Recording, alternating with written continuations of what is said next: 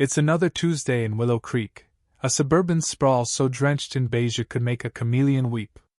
Every house is a cookie-cutter colonial, every mailbox matte black or oil-rubbed bronze, per Regulation 4.7b. The ornamental grasses are spaced with military precision, and indie-vy duality? Well, it's buried under a taupe blanket so thick it smothers any spark of rebellion. My name's Jake Larson, a graphic designer who spends his days convincing clients that Comic Sans isn't a personality trait and that popping a logo doesn't mean breaking the laws of physics. Working from home in Willow Creek is flexible, sure, but it's also a 24/7 immersion in a soul-sucking aesthetic void. By 3 p.m., when the coffee fades and the existential dread creeps in, I swear I can feel my soul turning beige, blending into the siding outside my office window. I needed anything to break the monotony. My creative spirit was clawing at the walls, begging for more than tweaking fonts or juggling hex codes. So I started welding. Don't ask me why. Maybe it was the raw thrill of fire and molten metal, a middle finger to the sterile pixels I usually wrangle. I scavenged junk old bike frames from the curb, busted sprinkler heads, the mangled corpse of a lawnmower that lost a fight with a tree root, even some rebar I borrowed from a construction site down the road. Sure, don't tell. Over a few weekends, powered by sketchy YouTube tutorials and a few too many singed fingertips, I built something. Art, I called it, though it looked like a phoenix cobbled together by a drunk robot, rising from a pile of gears. 5 feet tall, rusty, asymmetrical, with a bicycle sprocket for a heart. I named it Saw Crest of Chaos Saw. It was weird, it was mine, and it sure as hell wasn't beige. I hauled it onto my pristine front lawn with a borrowed hand truck, planting it like a flag of defiance. The reactions were instant. My neighbor Karen peeked over the hedge, her smile tighter than her yoga pants. "Oh, Jake, that's something," she said, voice dripping with force civy lighty. Tom Baxter, the guy known for his flag carousel obsession, gave me a thumbs up. "Looks like that car-crushing robot from that movie you know." "Close enough, Tom." Others just stared, their golden retrievers tugging at leashes, faces blank with confusion or maybe fear. But I was waiting for the real storm, and it hit 3 days later, not from a neighbor, but in the form of a beige envelope taped to my door, flapping like an accusation in the breeze. Willow Creek Homeowners Association. Notice of violation. The header screamed bureaucratic fury. I tore it open. "Dear Mr. Larson," it began, oozing the fake sincerity only an HOA board can muster. "My unapproved structure, they called my art a saw structure, saw VYOLAT guideline 12.b.5. All exterior decorations, from statues to fountains, needed prior written approval from the Architectural Review Committee to maintain aesthetic harmony and conventional appeal. Saw Crest of Chaos saw flunked hard. It was inconsistent with neighborhood character. Used non-approved materials. Rust, apparently a felony, and me favorite. Potentially confusing to migratory birds. Migratory birds? Were they worried a flock of geese would mistake my sprocket-hearted phoenix for a condo complex? The absurdity set my blood on fire. And I knew exactly who was behind it. Harold Grayson, head of the ARC, retired engineer, married to the notorious Linda. The Graysons were Willow Creek's petty tyrants, and Harold's idea of harmony began and ended with beige. The letter demanded I attend the next ARC meeting to discuss remediation. Like my art was a chemical spill.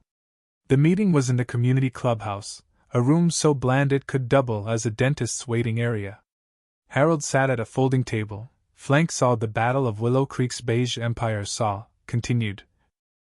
Flanked by 2 other retirees who looked like they'd rather be anywhere else. Mrs. Thompson, whose prized petunias bordered my yard, was there, along with a few familiar faces. Harold adjusted his glasses, peering at photos of Saw Crest of Chaos saw like they were crime scene evy denke.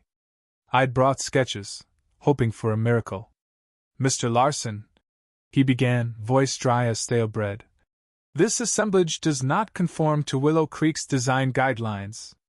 I tried to explain it was art, a commentary on suburban monotony, but he cut me off. Its artistic merit is questionable.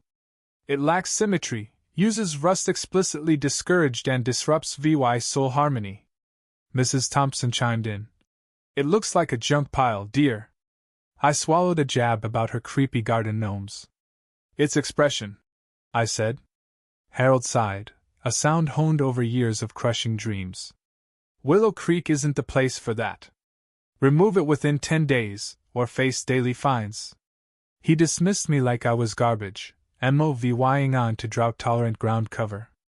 I left fuming, muttering about Philistines. 4 days I glared at Saw Crest of Chaos Saw. Removying it felt like defeat, but those fines were real. Then I looked at my house, beige, boring, identical to every other colonial on the block. The HOA could regulate lawn art, fences, even bird baths, but could they call an entire house a decoration? The idea sparked. Painting it red or green would be petty, reversible. I wanted more, something unstoppable. Scrolling design blogs, I found it, projection mapping. High-powered projectors turning buildings into levying canvases. My graphic designer brain lit up. Animated flowers blooming across the siding, cartoon birds circling windows, patterns pulsing like a digital heartbeat. They hated my static sculpture? I'd give them a MOVYing masterpiece. You want conventional, Harold? I whispered to my screen. Here's aggressively cheerful, HOA skirting animation. My office became mission control. Dual monitors blazed with 3D models, animation timelines, and projector specimens, throw ratios, weatherproofing. Mapping graphics onto a house's uneven surfaces was a nightmare. My first attempts were disasters. Flowers imploded, a squirrel looked possessed. One night, I accidentally blasted a test pattern onto Harold's bedroom window. His light snapped on. I dove for the power switch, heart pounding.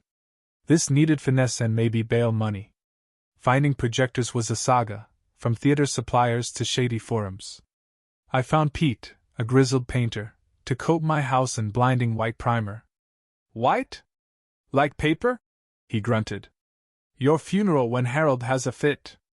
Then I met Laser Luke, a projection guru whose van looked like a psychedelic squid exploded. Righteous canvas, dude, he said, eyeing my white house. Subtle but alive? I dig it. His quote hurt, but VY scions of Harold's smug face kept me going. Installation was chaos. Pete painted while neighbors gawked.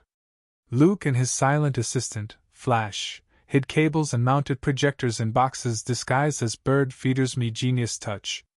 Calibrating the software meant late nights, ladders, and a generator that roared like a dying beast. Harold watched through binoculars. Mrs. Thompson asked if I was signaling aliens. The cops showed up at 11 p.m., flashlights sweeping. Noise complaints, Officer Daniels sighed. And? A cult? I played it cool. Just lighting upgrades. Luke babbled about photon emitters, and Daniels, exhausted, warned us to keep it down. Tell Grayson to stop calling 911 unless it's aliens. Dusk brought the moment of truth. My stomach churned as I clicked play. The projectors hummed, then roared to life. Wildflowers bloomed across the siding, jerky but VY brand. Cartoon bluebirds fluttered, one flying backward. Waves rippled along the foundation. It was glitchy pixelated flowers, misaligned beams, but my house was saw alive saw. Take that, Harold! I hissed, fists pumping.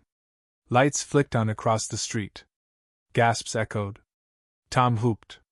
Harold's silhouette froze in his window, a statue of rage. My phone buzzed texts, emails, another beige envelope. Violations, non-standard lighting, disruptive, photons, aesthetic heresy. Harold's voicemail was pure venom. This carnival is a blight. Cease this VY soul pollution. The cops returned, summoned by reports of cartoons attacking a house. Officer Daniels shielded his eyes from a pulsing pattern. Bubbles last time, now this? What's next, singing squirrels? I called it public art. Officer Chin snorted. Looks like my kid's screensaver puked. Harold, in his bathrobe, screamed about vertigo. Daniel sighed. No code against projecting on your house, but tone it down. It went viral. Tom's kid posted it online. The beige no more. News crews arrived. I leaned in, changing animations nightly, kelp forests, abstract explosions, a beige square that gave Harold palpitations. I added sound crashing waves, off-sync birds. Harold planted cypresses to block the beams. I turned them into rocket ships. The HOA's lawyer, Barry, sent tomes about light trespass and emotional distress. Luke suggested lasers. Holographic squirrels! But my budget was couch change. Stress mounted, calibration, updates, lurking process servers. It wasn't fun anymore. Exhaustion 1. Through a lawyer above a pizza joint, I mediated with the HOA. In that bland clubhouse, Harold smirked, Barry yawned, and we hammered out the Willow Creek illumination accord. Animations from 7 p.m. to 9:30 p.m., dimmed, tranquil, reviewed weekly by the Arc. I signed. Harold choked on his lemon. Peace settled, my house glowing softly with deer and clouds. Was it worth it? The fees, the stress, the squirrel glitches? Rationally, no. But when they called my art junk, I fought back with light. My house became a spectacle, divisive and alive. Even dimmed, it's not beige. Late at night, under moonlight, it's a blank canvas. The HOA dimmed the show, but the art of defiance? That's my masterpiece. And those migratory birds? They loved every second.